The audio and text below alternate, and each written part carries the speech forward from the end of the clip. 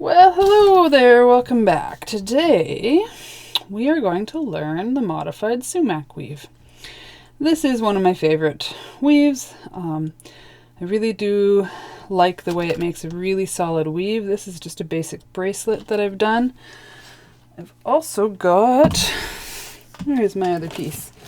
Another piece here, throwing my pliers around. This is kind of a cool piece that I've done. I had to mount the stone, but I wanted to talk about this side. This side on the back piece here, I've used the modified sumac. And then I've come around and I used the modified sumac here, and then I started separating my base wires and leaving the space in between them. But it's still the same weave. It makes a really solid, smooth surface that looks and feels really nice. So today, to start with, we're going to learn this really tight one. I'm going to show you the weave. Pretend these 4 pins are our base wires, and this cord is going to be our weave wire. And I just want to show you the weave, and I want to make sure that you see this really, really well and really clearly. So I've got my 4 base wires. You can use any number of base wires, from 2 up to as many as you want, 1 billion, but that would take a really long time. I don't recommend using 1 billion base wires. So I'm going to start between my first 2. Actually, I'm going to leave my tail up where I can just hold it with my thumb. And now I need to make a long stitch over my first 2 base wires. So that looks like that. And I need to come up in between them, right like that. Now I'm going to make my second long stitch over the next 2 base wires, right there. This is actually harder to do with thread than it is with wire. So now I got to come up in between them, and now my last double stitch and come up in between them. And then I'm going to keep going up. One thing about this weave, you need to pick a direction that you're working around your weave wires. And you need to keep that direction. You never, ever want to change the direction you're working in. So that's one fun thing about this. By fun, I mean challenging. All right, so on the front here, I've got 3 long stitches going across my 4 base wires. And on the back, I've actually got 4 short single stitches. Okay? I'm going to go around the top again. This is the thing that gets forgotten the most, is that second loop around the top. Now I need to switch directions, but I'm not gonna switch directions. I'm moving around my base wires. I just need to move in the opposite direction. So that means I need to put my long stitch that was on the front, that now goes on the back. So I need my first long stitch on the back, which means I come up in the middle here. And now I'm going to go down in between those 2. Now my second long stitch on the back is going to go over these middle 2 wires, and then I go down in between them. My last long stitch on the back is over those bottom 2 wires and down in between them. So let's just stop for a second again. Now on this last row, I've created 4 single stitches on the front, and I don't know if you can see that, but there's 1, 2, 3 double stitches on the back here. Okay, so that is 1 full rotation that we've done so far. I've done my double stitches on the front, and then we've done an extra half turn, and then the rest of my double stitches ended up on the back. Let's do that again, because that's a little bit confusing. I hope you can see this okay. So now I need to come around the bottom an extra half turn and put my long stitches in the front. Come up in between, my long stitch in the front, come up in between, my long stitch in the front, come up in between, an extra half turn, so you've got a double wrap right here, to bring that long stitch to the back. Now I'm ready for that first long stitch on the back, and down in between. My second long stitch on the back, and down in between, and my last long stitch on the back, and down in between. And this is sort of how I keep track of where I am in this weave, is I tend to keep track of where that long weave, that long stitch is on the front or the back, and that helps me keep track of where I'm at. Let's do that again. I'm ready to bring this around the bottom, that extra half a turn, and make my first long stitch on the front, up in between, my second long stitch in the front, up in between, my third long stitch in the front, up in between, an extra half turn to bring that long stitch from the front to the back. Now I'm ready to put it in the back. The second long stitch in the back, and my third long stitch in the back. Oops, let me just untangle myself here. All right. And then when you press this all tight, it starts to have a really nice, consistent looking pattern. You might have seen the bracelet that I'm wearing. This is also a modified Soumak. There we go. And I don't know if you can see, but right here, I've got 2 layers of long stitches pointing towards each other. That happened because I accidentally switched directions. Okay, so, you know, it's a pretty minor defect if you do switch directions. Just keep going and don't worry about it. It does make like a tiny little bit of a difference. I think on this side I did the same thing, except I have 2 layers of short single stitches next to each other. Instead of having a long and then a short and then a long and then a short stitch, I switched directions right there too. So that's what it can look like when you switch directions. It's a slight imperfection in the repeating pattern that we find so aesthetically pleasing. So it's going to look less perfect, but just keep going anyway. As you learn this weave and it gets more familiar, hopefully that will be less of an issue for you. All right, I had some wires. I do want to show this to you on copper, just so you can get a sense.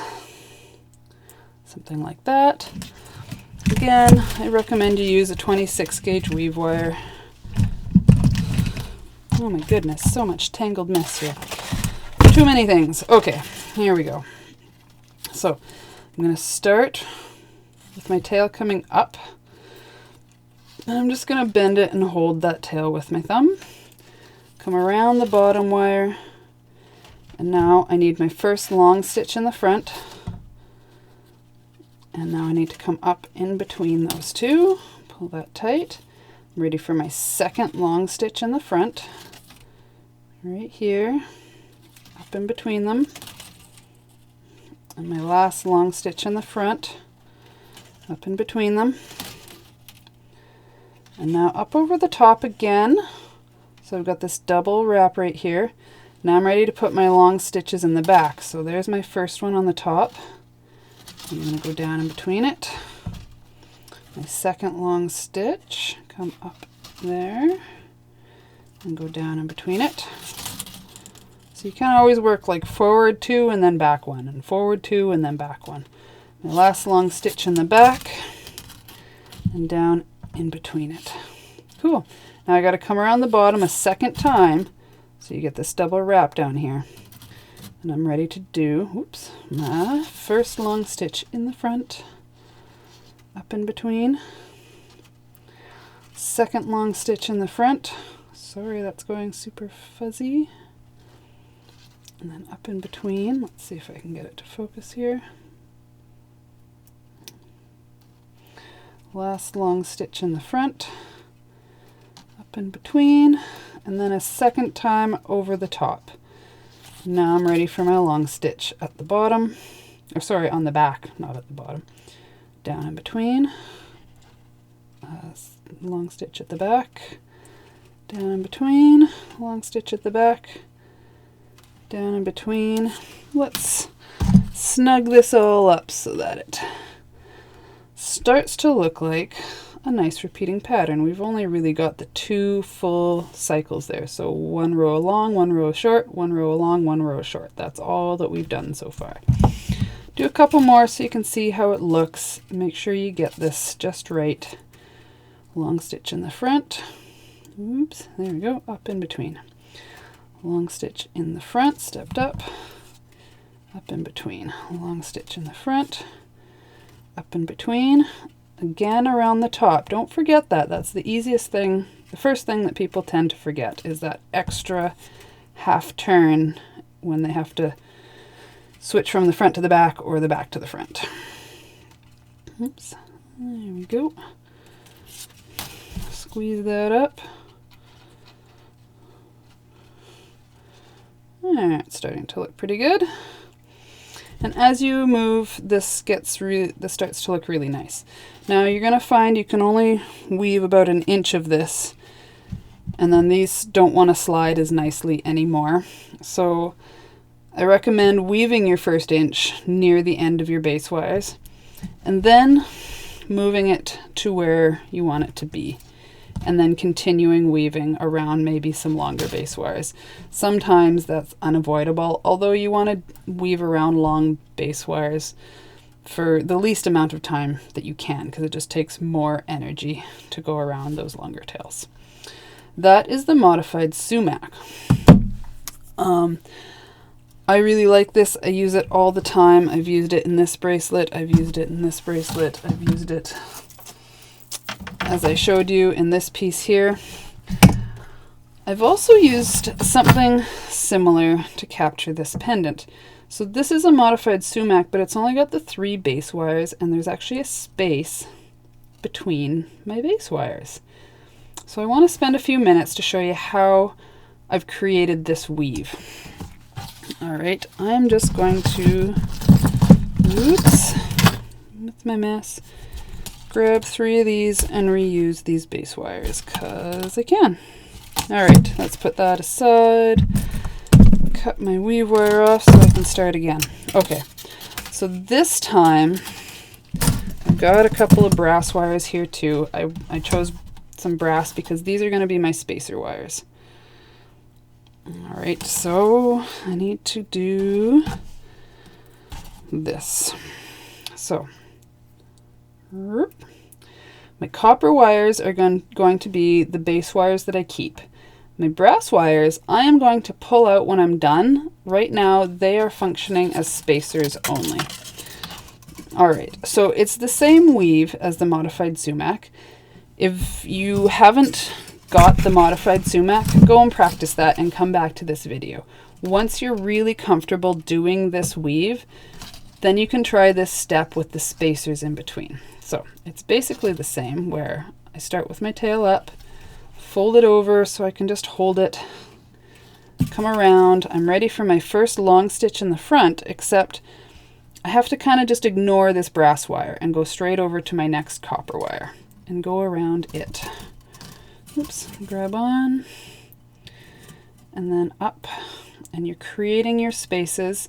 You will end up with a space exactly as thick as your weave wire. Alright, so that's what it looks like. And I gotta keep going this way. And now I've only got 1 more base wire. So let's just shape it so I can see what I'm doing, where I'm grabbing. I just twisted it. Alright, so I've gone up. I'm just going to squeeze this whole thing with my nylon jaw pliers so that everything's got the right amount of space and there's not too much like buckling or anything weird happening. Just want to shape that. Okay, now I'm ready to put my long stitches in the back. So same thing, you got to go over the top a second time, so you see my double stitch right there. I'm ignoring this next brass wire and I'm just going to use this middle copper wire, wrap around it 1 full time,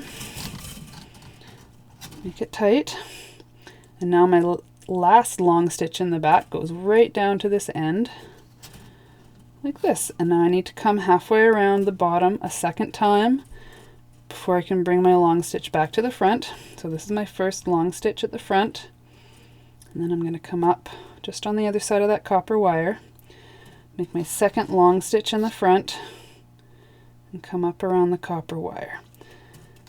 And then you need that second wrap around the top.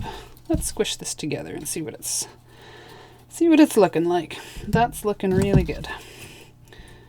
Alright, so I am ready for my wrap at the back. So I need to go around this copper wire. Wrap just around that copper wire. I wish you would focus. All right, and now I need to go around the bottom and halfway around again, because I'm bringing that long stitch from the back to the front. There's my long stitch in the front. Up just on the other side of that copper wire, my second long stitch in the front, and now up and around to the back, so that second wrap around the end. My first long stitch in the back, wrap around this copper wire, my second long stitch in the back, wrap around that copper wire. I'm going to go up one more time, so I brought it around the bottom again. Need to wrap around this middle wire. Oops. And there, let's squeeze this together and see what we got. So the reason that I like this one so much and that I think it's so cool is that once I've woven this for a long ways, in fact exactly the distance it takes to go around the edge of my stone, and I'll go into this in more detail next module, so if this isn't 100% clear, don't worry, we're going to do this, all these steps together. But I just wanted to touch on this weave. It's basically the modified sumac, but it's spaced apart, and I've used these brass wires to make that spacing even. When I'm done this weave, I simply pull just the brass wires out, because the wire doesn't, my weave wire doesn't go around them at all. And this is what I'm left with. Perfectly spaced out, even with nice gaps that you can not really see through by the time you get it all finished up. But I really like this for capturing my stones, and I'll do that in more detail next video. But I wanted to introduce you to how I've modified the modified sumac, so it's been like doubly modified. I've never seen this weave anywhere else on the internet. This is something that I've kind of made up myself, and I use it all the time. I really love it. So I'm going to show you in the next module how to use this weave to capture a stone. I hope you enjoyed this introduction to wire weaving. If you have any other questions or something isn't clear, shoot me an email. I'll do my best to help you out. Thanks so much.